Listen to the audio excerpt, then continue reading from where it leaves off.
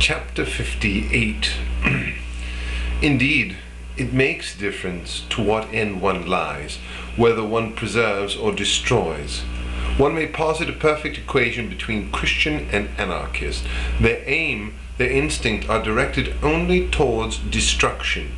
The proof of this proposition can easily be read in history. It is written there in awful clarity. If we have just become acquainted with a religious legislation whose aim it was to eternalize the highest conditions of life's prospering, a great organization of society, Christianity found its mission in putting an end to precisely such an organization because life prospered in it. There, the gains of reason, after a long period of experiments and uncertainty, were to be invested for the greatest long-term advantage, and the harvest to be brought home as great, as ample, as complete as possible. Here, conversely, the harvest was poisoned overnight.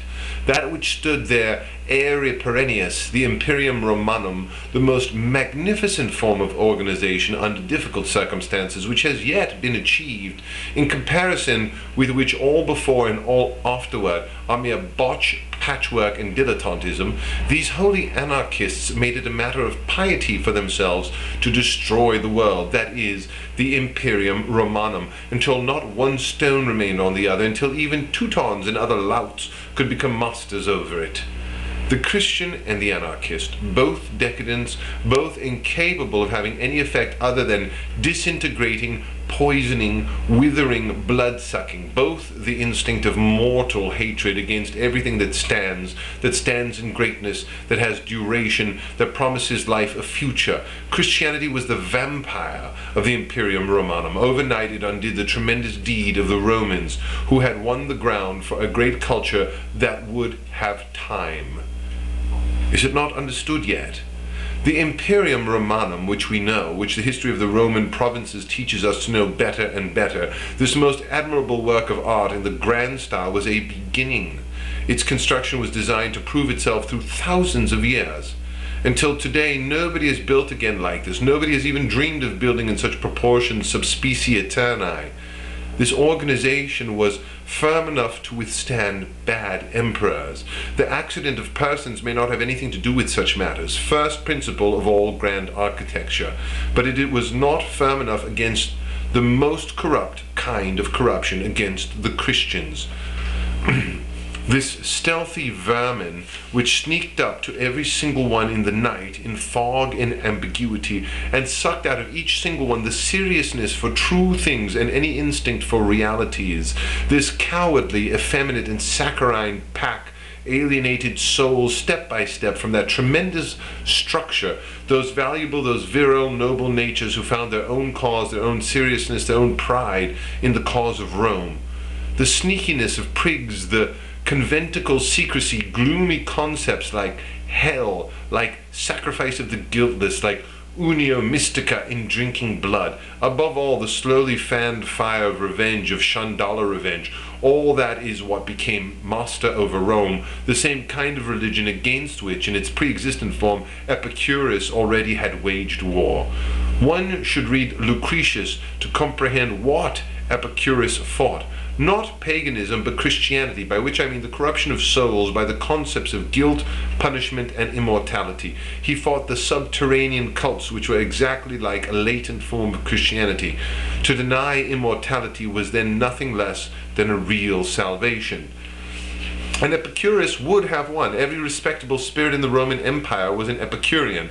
Then Paul appeared. Paul, the Chandala hatred against Rome, against the world become flesh, become genius, the Jew, the eternal wandering Jew par excellence.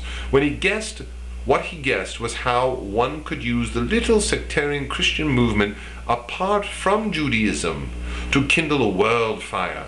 How with the symbol of God on the cross, one could unite all who lay at the bottom, all who were secretly rebellious, the whole inheritance of anarchistic agitation in the empire, into a tremendous power. Salvation is of the Jews. Christianity is a formula with which to outbid the subterranean cults of all kinds, those of Osiris, of the Great Mother, of Mithras, for example, and to unite them. In this insight lies the genius of Paul. His instinct was so sure in this that he took the ideas with which these Chandala religions fascinated, and with ruthless violence, he put them into the mouth of the Savior, whom he had invented, and not only into his mouth. He made something out of him that a priest of Mithras too could understand. This was his moment at Damascus. He comprehended that he needed the belief in immortality to deprive the world of value, that the concept of hell would become master even over Rome, that with the beyond one kills life. Nihilism and Christianism. That rhymes, that does not only rhyme. In chapter 59, the whole labor of the ancient world is in vain. I have no word to express my feelings about something so tremendous. And considering that its labor was a preliminary labor, that only the foundation for the labors of thousands of years had just then been laid with granite self-confidence, the whole meaning of the ancient world in vain. Wherefore Greeks? Wherefore Romans? All the presuppositions for a scholarly culture, all scientific methods were already there. The great, incomparable art of reading well had already been established. That presupposition for the tradition of culture, for the unity of science, natural science allied with mathematics and mechanics, was well along on the best way.